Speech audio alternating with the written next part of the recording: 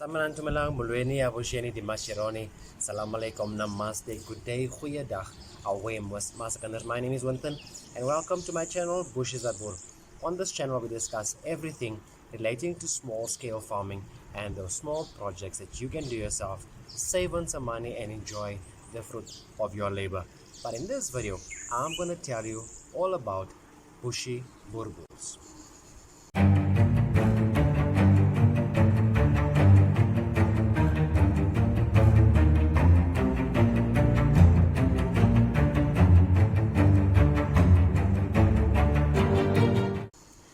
As you guys can see, I've changed the sound that I previously used, and that's because obviously of copyright. So I'm still waiting. I'm still looking for somebody that can create a specific sound for me that I can use on this channel.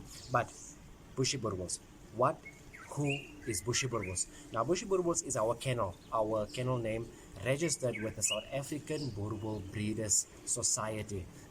I'm gonna refer to it as SABBS from now on, under the number 0685140. That's our kennel number. What that means is SABBS is the only entity that recognizes the Boerboel as a land race, that registers the Boerboel as a land race, and they are also in charge of making sure that the breeders abide by the rules, the policies, the bylaws, the breed standard, and.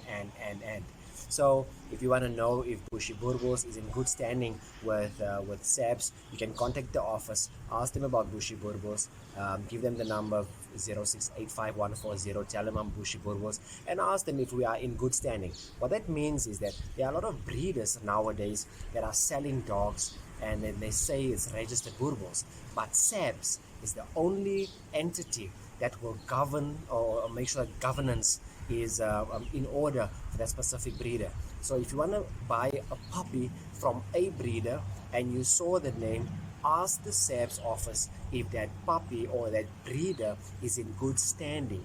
If that breeder is not in good standing, you are exposing yourself to risks, to some fraud, because there are a lot of those going around. So if you want a proper registered Boerboel, contact the SABBS office, ask them if that breeder is in good standing, and they will make sure that they will give you proper information.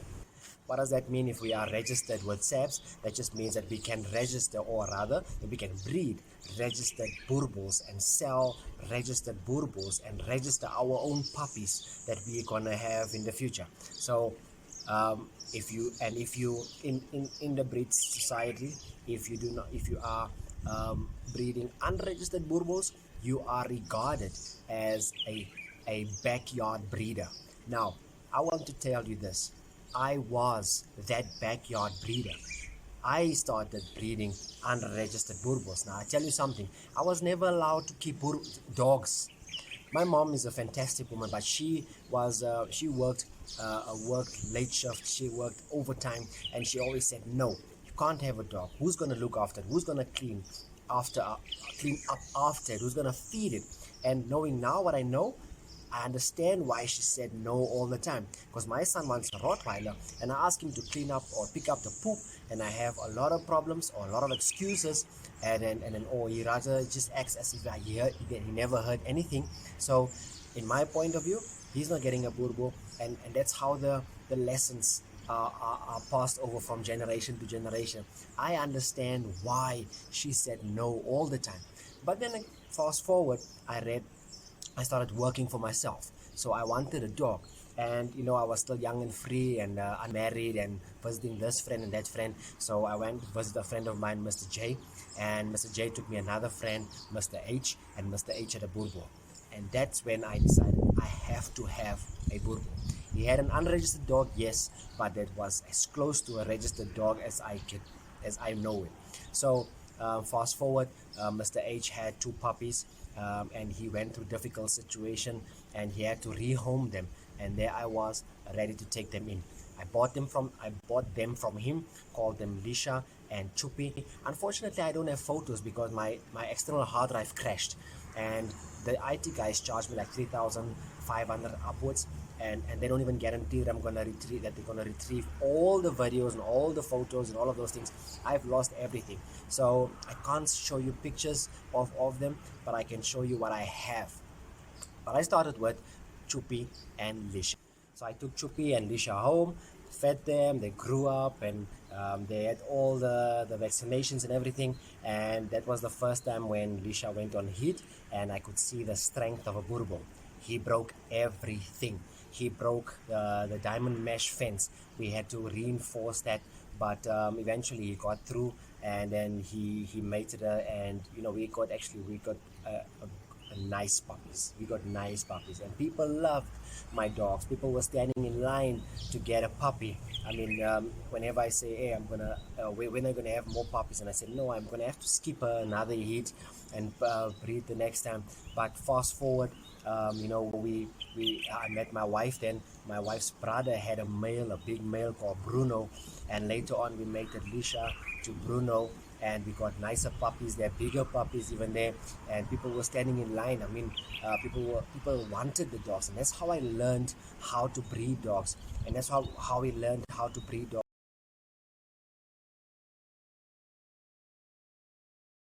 like natural mating, natural birth, everything natural, not this AI and C-sections and everything. I'll leave a video right here, you can go watch it, where I describe what happened to Heidi because of C-sections and AIs and all that. Okay, the AI worked, yes. C-section I was not so happy about, so I'm going to stick to what I know.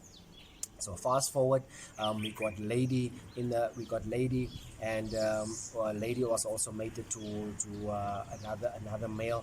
But fast forward, we lost Heidi when she was old. Heidi was the one, a dog that will play fetch. You will throw the ball, she will go fetch it, she'll bring it back to you, wrestle a little bit to get it out of her mouth, she'll throw it, and it repeats and repeats until she's tired. She'll go fetch the ball and go lay one side, spit it out, and then just rest.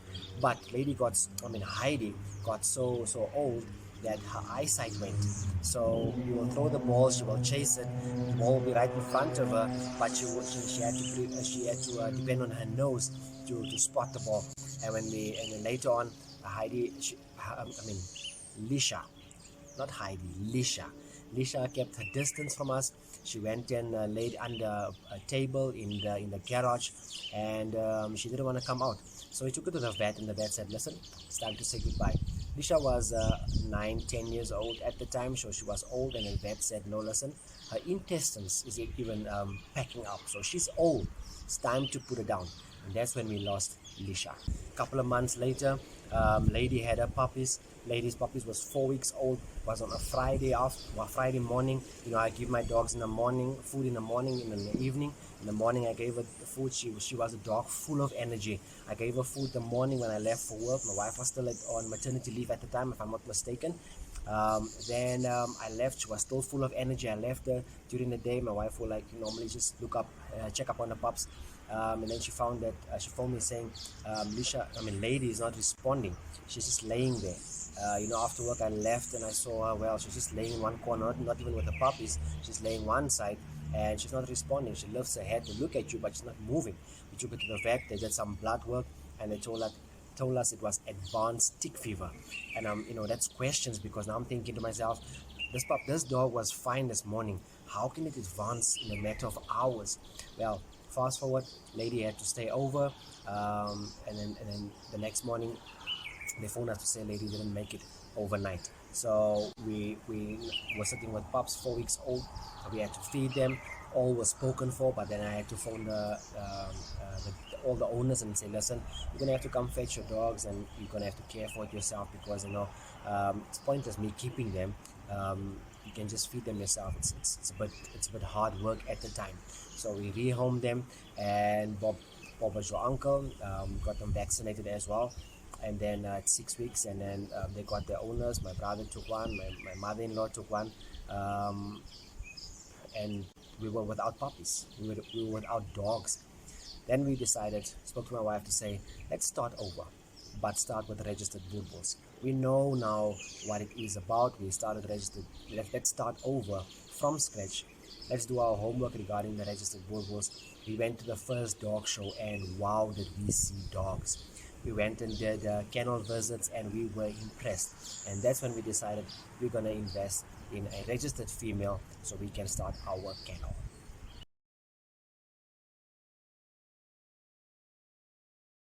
Eventually, we saw Heidi, and we bought Heidi, and we registered our kennel with Heidi, and that's where Bushie Boerboels was born. And Heidi started growing up, and then I booked myself in for a workshop, SABBS workshop, a 2-day workshop, Friday and a Saturday. On a Friday, it was more theory. You sit in class, they show you a slideshow with pictures and all of that, explaining the breed stand and all of that. Saturday, they'll bring in physical dogs, and we have to appraise them to see what you see. I failed the test. I'm not the only one that failed that day. I know of a couple of guys that failed that they do much better than I do right now. They have a lot more dogs. I tend to take it a little bit slower, but we've learned from that, and I can say now that I'm going back to that.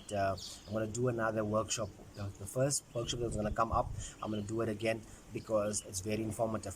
Let me stop there quick for a moment. If you want to learn more about the Boerboel, there's a guy named Johan Swart. He has its own YouTube channel. I'm going to leave a link in the description of this video. Please go subscribe if you want to learn more about the Boerboel. I watched all his videos except for the interviews, a little bit boring. But when he speaks about the breed standard and he dissects every part of the breed standard, he's funny. He can be a comedian, but you learn so much of the breed. He actually wrote a book in term where he writes about the origins of the Boerboel and how it was created. So please go watch it. Please go like his video. Please subscribe if you want to learn about the Boerboel. It's very informative, right? So I've started to learn about the Boerboel, and I went to the workshop. I came back and I looked at my dog. I look at Heidi and I point out all her faults, because you have to know your dog's faults. You have to know your dog's good traits. It's not about taking a male and a female and putting them together. Look at what happened to the German Shepherd. I mean, the German Shepherd stoplight went from straight to slanting like this, and now the dog looks like I don't know what. So you have to know your dog's strengths, and you have to know your dog's weaknesses, so that you can put it with a partner that will fix that, not in the dog but in the puppies, so that when you breed, the offspring will be better, and you improve the quality of the breed standard, or rather you improve on the breed standard, or you breed as close to the breed standard as possible. Is, as Bushie Boerboels, what we want to do right here is to breed a proper Boerboel that we can take to the show, compete against other Boerboels, or take dogs to be appraised and get a higher score, so we can know what our faults are, where we are lacking, and improve on that.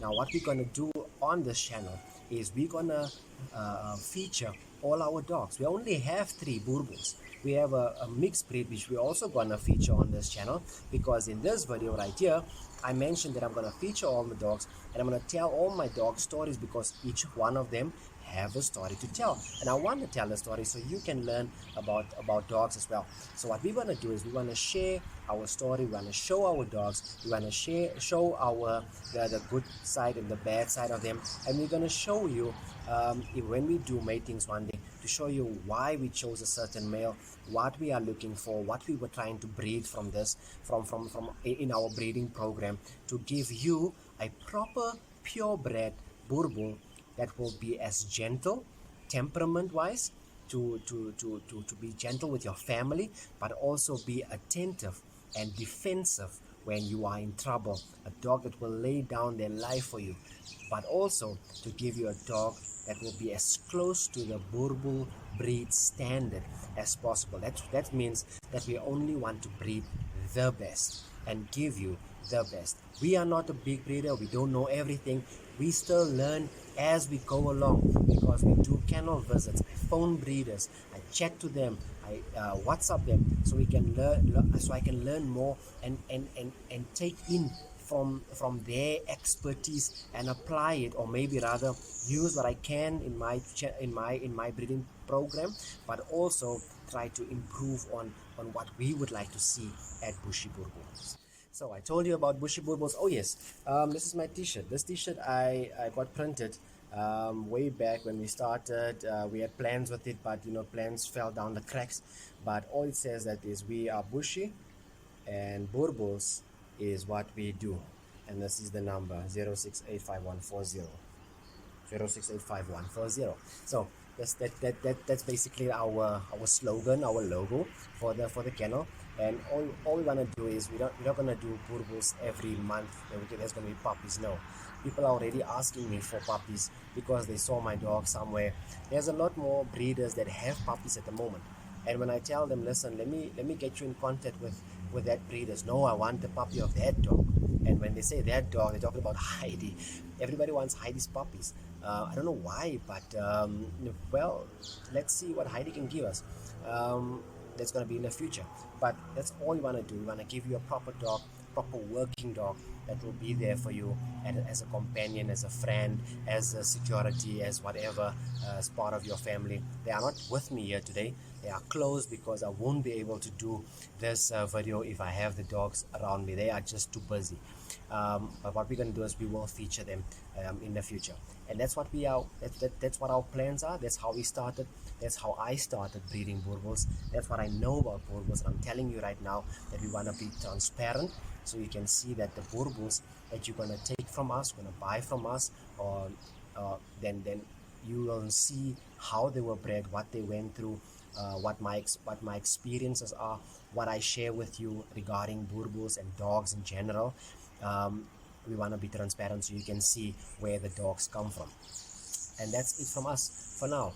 If you have any questions, leave us a comment. If you have suggestions, leave us a comment, questions, whatever the case may be, drop us a comment down below. If you like this video, give me a thumbs up. If you don't like it, give me a thumbs down. I know there are animal activists that are against breeders.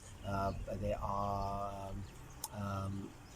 welfare organizations like animal welfares that are against breeders, and that's because there are some breeders out there that take things for granted, that just breeds for money, and they just want to get the dogs out there. They don't rehome the dogs properly or give it to people that will look after it. Oh yes, let me tell you something.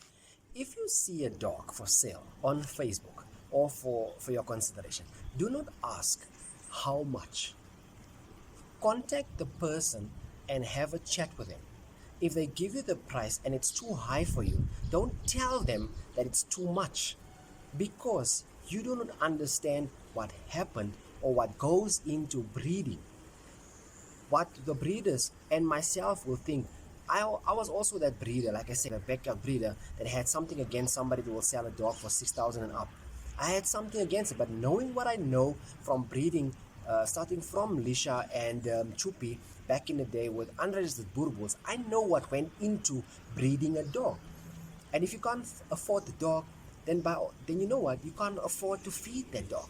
You will not be able to maintain the health of the dog. You will not be able to give the dog the necessary attention and exercise that the dog needs.